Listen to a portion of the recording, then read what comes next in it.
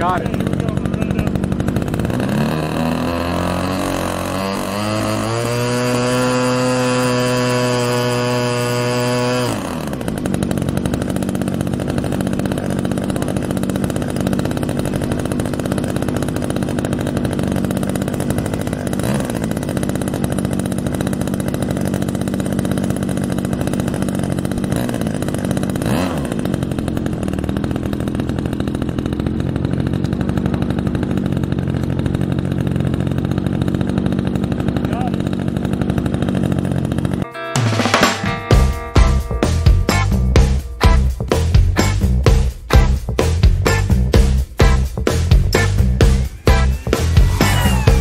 Hey, welcome back to the shop. It's really good to see you here again.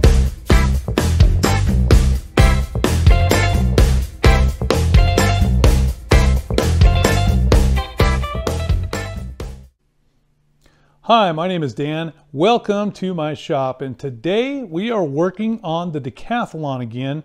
I'm really getting close to being ready to maiden fly this thing, but there's a few more steps that I'm working on.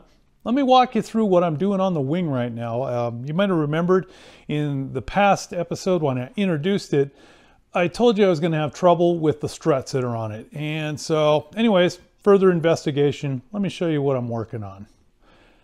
Here we are over one half of the Decathlon's wing. This is the right wing half. And I've already finished the left wing half, but now I'm just finishing up on this one. And the way that this works is these are metal struts. I showed you these before, and they're pre-shaped so that they tuck into the wing. So what we've done is there is a hole here that needs to be cut through the covering to put this strut into the mount. And down in this hole, as you can see, is a little tiny socket head. That's a 3mm socket head bolt that holds it in there. And then once that's down, this goes over the top of it and covers the whole thing up. It's actually a pretty nice looking thing. And so it'll cover up that piece there, and I'll end up gluing this down. Now, do you see a problem with that? If I have to glue this down to the wing to make it look nice, what's going to happen is I won't have access to that bolt head anymore. So another problem, same thing over here. This is the rear strut, and the same type of deal.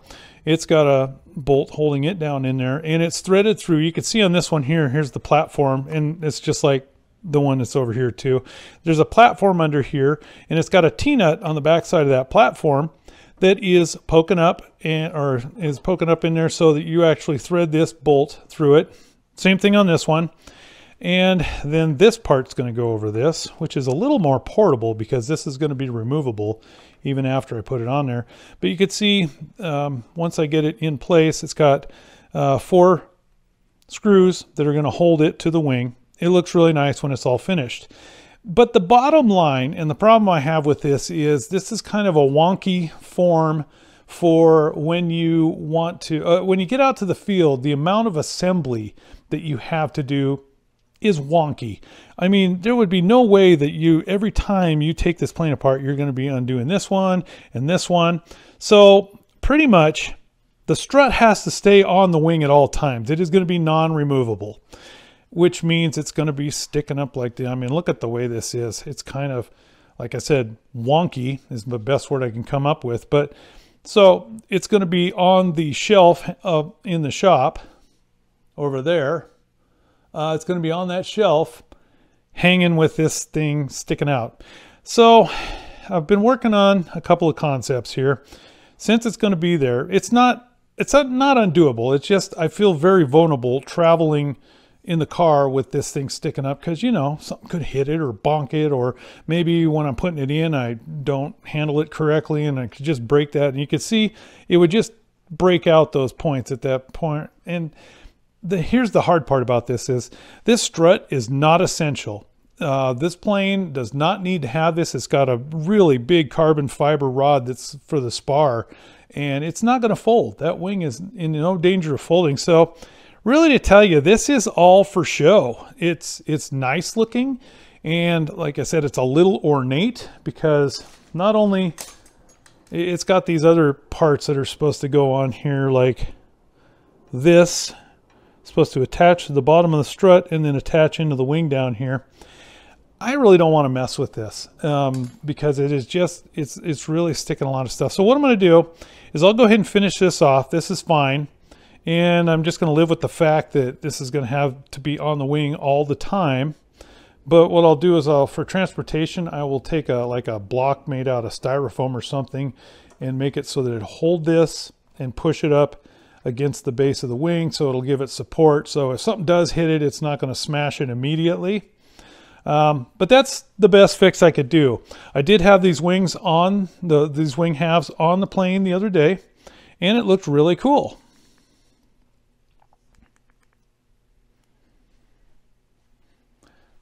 So with that done, once the wings are done, they're ready to go. Once I get these parts kind of glued into place and the you know, the little doors and stuff like that so that it covers up the bolt and everything, that'll be ready to go.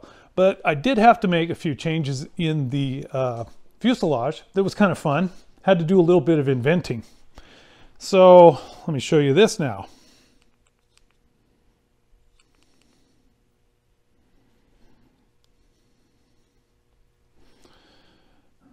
All right, we're looking down into the fuselage. I'm going to go through this little window over here since it is not installed yet. And specifically, I want to point your attention down into this area here. Now, I don't know if you can see it. Let me point it out down here. Way down in the bottom here. Okay, way down on the floorboard down here. I think you can see it. There's a hole. That hole right down there has a T-nut sticking up through the back of this plywood plate. And what you're supposed to do is the strut will go in the side. So here's a cutout that I've already put in for the strut to pass through the covering. They've actually formed a nice little, you can see the frame here. You can see that they formed a nice little box to hold that strut. It goes through, and now I'm going back to the other side to show you from this point. Goes through and comes out right about here, into here, and it pushes under. See, that's that carbon fiber rod that I was telling you. I think it's just for support to help kind of beef up the front end, but it's not necessarily just for that. That strut passes underneath it, which helps smash it down to this plate and keep it in place, and then you're supposed to bolt it in back here. I'm really hoping the screen is so small, so I'm not exactly sure if you're able to see all this. But anyways, you're supposed to take and feed a nut down in there or a bolt down in there and tighten it. Once again, it's one of those metric 3, M3 metrics 3mm. And okay, so I kind of did something different here. Since those struts pop through there and they're pushed hard underneath those carbon fiber supports down there, there's really no chance that it's going to just willy-nilly wiggle back and forth and stuff like that. It's pretty stiff. So what I did, rather than trying to reach down there and perfectly thread that thing through every single time I go out to the field, I built this pin. And the way that this is going to work is this pin is going to go through that hole. Once the hole in the strut and the hole in the floor are lined up, this pin goes through it, and then I lock the pin into this piece here. It's going to hold it. It'll be so much easier to assemble. And with the assembly so much easier, once again, it cuts down on the time when you're out at the field and you're trying to get the whole thing. It removes some more of the wonkiness of it. So a lot of times when it's cold outside and stuff like that, you know, your hands are cold. We spend a lot of time in the wintertime going and we'll work on our planes for a little bit, and then we got a wood stove or a fire pit going, and we'll go and stand by that and warm up again. And then we'll go back to the plane and we'll fire it up and fly it, and then we'll go back to the wood stove and get warm again.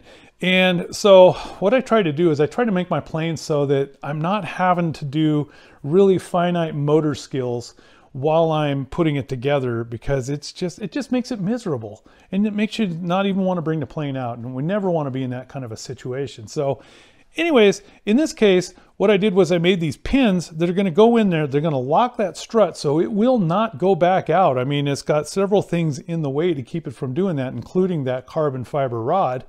And it will hold together nicely. Plus, I've got a thing that locks the pin that I made, that little custom pin that I bent out of wire. It'll go through the hole, and then it will lock into a little holder there that should keep it from ever spinning out or anything like that. So that's what I've done up there. And the only other thing that's different on the front end since the last time we talked, here, let me show you this too. Last thing I changed up in the front end here is I put a holder for the throttle. So these kind of throttle things, if they're just out there blowing around in the wind, you know, if they don't have any left-right to kind of hold and secure them, then they don't provide enough. What'll happen is it'll get to a point where this will bend instead of actually causing motion onto the travel of the wheel down here, or the throttle in this case. So I put this on here. I just bent this out of piano wire and tapped it in there. Well, it's not tapped, it's just going through one of the holes. It's a 632, I think it is, with a locking nylon nut on the bottom. And so that's going to hold that in place. And I did a little bit of rerouting of this wire because it was kind of hanging down in a weird spot. So I got that all now in place so that when the cowl goes on, it will hold it nicely and it's not going to be whipping around or touching anything that could melt it. That was the object of that move. So we'll go ahead and run with this configuration.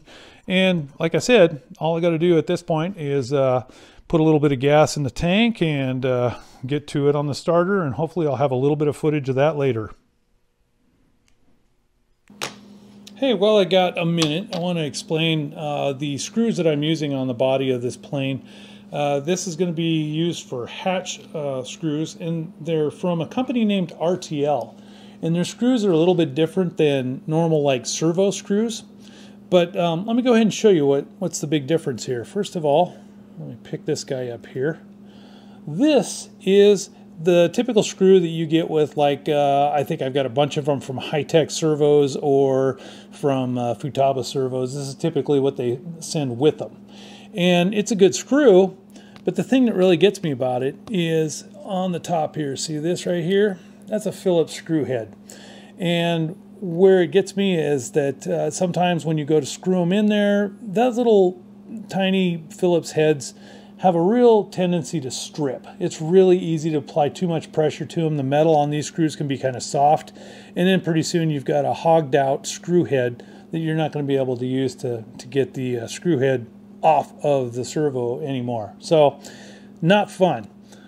These come from a manufacturer named Rtl Fasteners, and this is a socket head on there. This is a 2mm, so you would put it on with the 2mm ball wrench. And the nice thing about this is you can see right there, when I'm going to put it in, I can often drop it right into the hole that's going to be where the servo is, right in the bottom, just by having it hang on to the ball on the end there. So that's a grippy thing that really helps. But it's also providing you with a good surface on the inside so that when you're going to twist it in, you're actually getting several surfaces it's pushing up against instead of like the cross of a Phillips screw head. So anyways, this is from Rtl Fasteners. I'll put a link down below if you are interested in purchasing these from them. They also have all kinds of hardware. They include entire what they call a master kit, and I bought one of them 10 years ago, and I have not run out of the screws that are in them. So they give you a lot of 440s, 256, 632, 810, and a bunch of different specialty ones like these servo screws. They just give you a massive kit with it. And they gave me a deal where my viewers can get 30% off of any order of $50 or more. So I'll put that link down below and plus the promotion code, and you can save yourself some money and get stocked up on hardware you're going to need. It's so much easier to have all the hardware you need before you start building a plane rather than going down to the hobby store and spending, you know, like $3 or $4 in order to get like 2 or 3 440 screws plus nuts and stuff like that. It's much easier to buy them in a bigger quantity like this and have them in a neat organizer. That master set, I believe, comes with organizers so that you have, you know, the boxes that they all go into, and it's you know, it's a great OCD fest if you want to get into it. But anyways, lots and lots of hardware from that company. Links down below.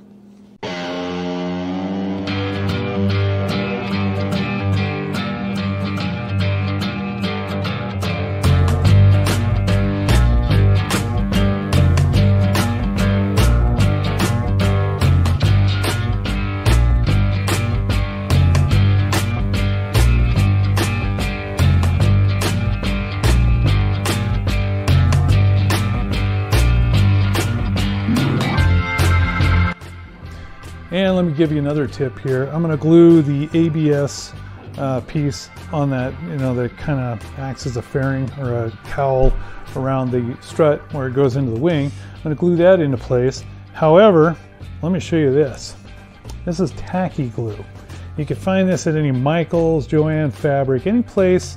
This is a crafter's glue, but I figured out what this works as for us because I think this is the same thing that years ago they used to have something called Canopy Glue, and it was a special glue that was made to hold styrenes and plastics together, and it's super tacky. You know, it's flexible and it works really well. It's very strong for that. So what I'm going to use is this to hold down the ABS piece on the wing here. I'll show you that.